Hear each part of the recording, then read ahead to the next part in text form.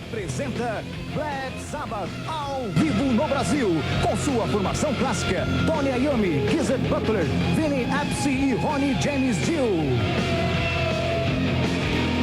Dias 23 e 24 no Olímpia, 27 Ibirapuera, 29 e 30 no Canecão e dia 1º no Gigantinho. Black Sabbath ao vivo, realização Mercury.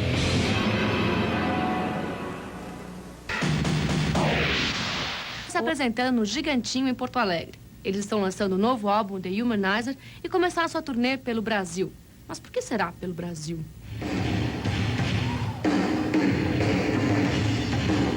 We've never been here before. It's wonderful to be able to go to other countries, places, of course, that you don't normally get a chance to go to. And we've been told that Brazilian fans are great and that we would enjoy ourselves here. So for all those reasons, we certainly wanted to come. It also gave us a chance to, we haven't played together in 10 years. And nicer to go to a place to play where you know you're going to be accepted well than to have to go somewhere else where you're not sure.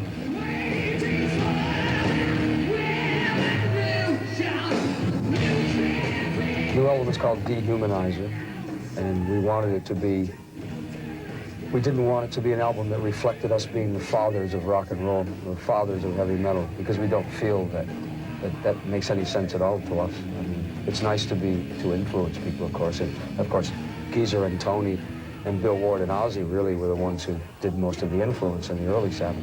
But for this album, we wanted it to be as dark and as strong as possible, the way Sabbath always is, but more modern in the attitudes of the things that were being said inside of the songs. The governments who are supposed to be ruling for the people are in reality lying to the people, taking everything that they have. Therefore, the title of the album, Dehumanizer.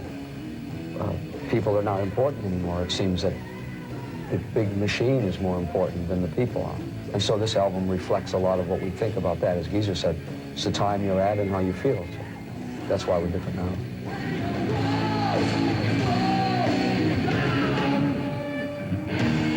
I never imagined, I didn't know what Brazil was going to be like at all. I had no notions at all. I'm just very, very happy that it is what it is. Kids are great. People are so nice. People are just wonderful to us. That's most important to us, I think, that the people are nice to us so we can be nice to them in return. And the women. Well, that's Vinny. But there's no sex in our video. Only in our minds. Tony wanted to say that, but... Yeah, Vinny said it for me.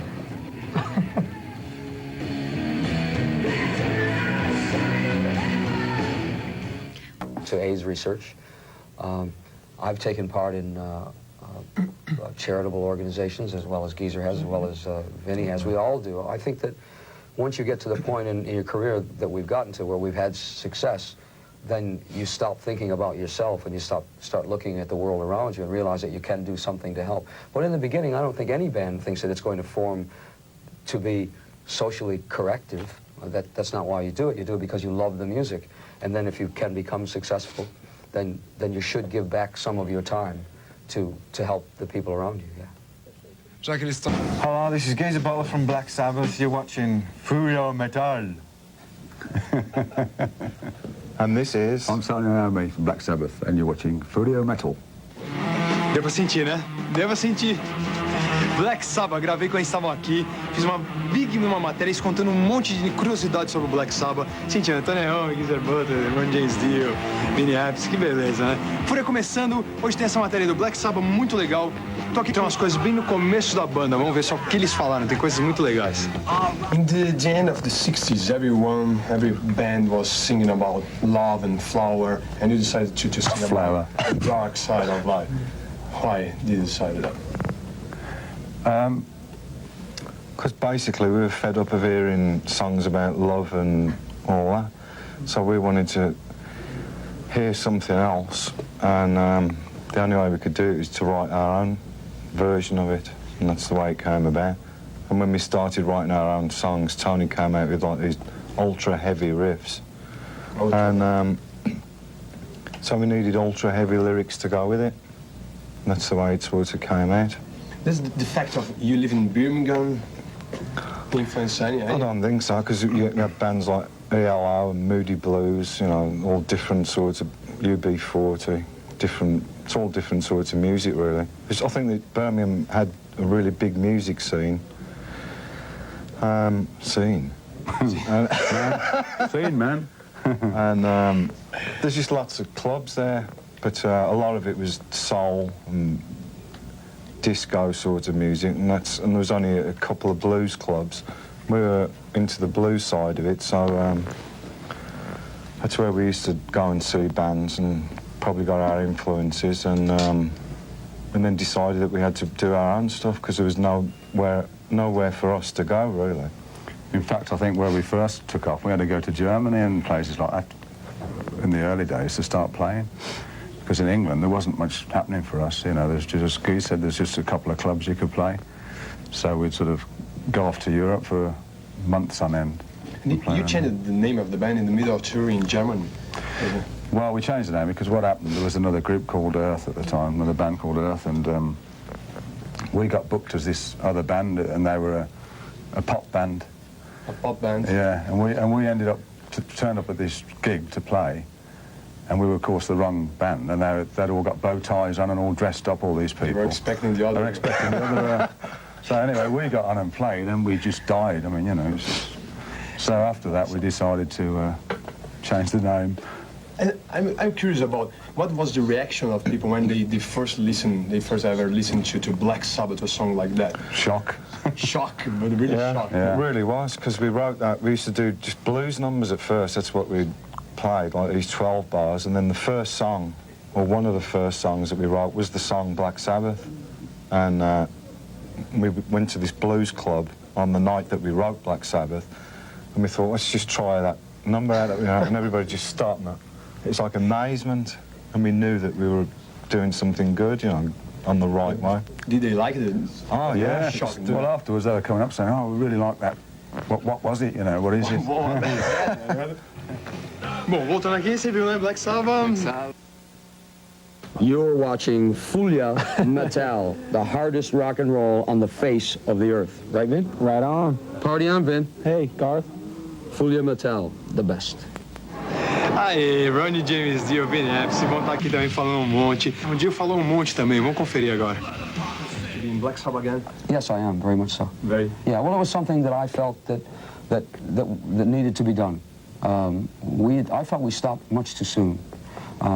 We had so much more to do. It was such a great band. And as Tony and Geezer said to you, I mean, it's been 10 years, and it only took, you know, one night on the stage, and it was always the same. It was as if we really had never stopped playing again. Mm-hmm. So it proved the point to all of us, I think, that, you know, it was something that had stopped too soon, and we wanted to do it again. So we have. I always heard, like, stories about you making satanic rituals in the middle of the concerts. Is it true, or? No, we never did anything like that. Like killing goats and this kind of stuff? There was a band called Black Widow that used to do that sort of stuff. Yeah. But we, you know, and their music was crap, but our music was great. You didn't like them, then? We just let our music talk for us. You didn't need that? Nah, we couldn't afford it anyhow. You couldn't afford it? Couldn't afford to buy a goat at that time. And can go there every night. Tá vendo aí, Black Sabbath, que esse papo aí tem muita historinha, né, de matar pintinho. Lembra que quis falando? Os caras matavam um pintinho, comia a cabeça de morcego. Não sei, né? E eu perguntei pra eles também da saída do Ozzy, né? Era inevitável. Eu falei, como é que foi quando saiu o Ozzy? A resposta deles, vamos ver. And what happened with the band when Ozzy decided to leave? What do you think, like? Well, it wasn't working. It hadn't been working for about a year before that. We were trying to do new music, and Ozzy just wasn't really into what we were doing.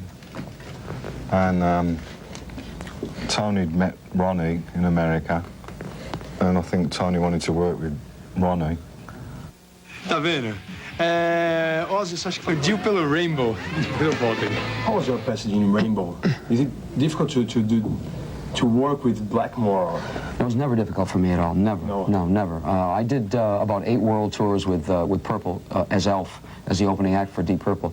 So I got to know Richie.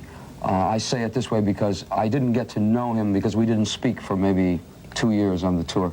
because Richie's a very private person. And I understood that, so I stayed away from Richie.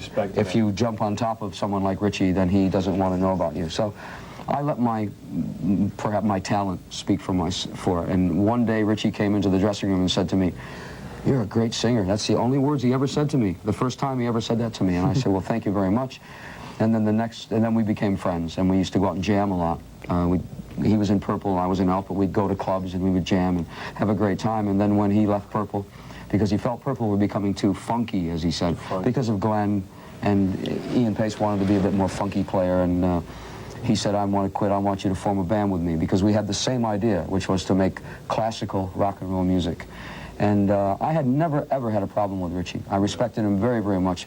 The only thing I had a problem with Richie was he's a very cruel person, I felt. Cruel? Cruel to the fans, very cruel to them, and to people in general. I thought that was very wrong. Tá aí, né? Você viu só o Dio falando que não teve tritos, assim, com o Richie Blackmore. Eu acho difícil, mas enfim, politicagem, né? Ele, o Carmine, né? Então eu perguntei umas coisinhas onde é que ele tinha tocado e ele falou uma palavrinha. Vamos dar uma olhada. What bands did you play? Started off with a band called Axis, and then I actually did some things with John Lennon when I was like 16. John Lennon? Yeah, did a couple of things. They were like demos that he produced of a couple of singers, and we did TV shows with him, and that's a long time ago. Then Derringer, and then Black Sabbath, Dio, Dio. World War III, back to Black Sabbath. Big circle.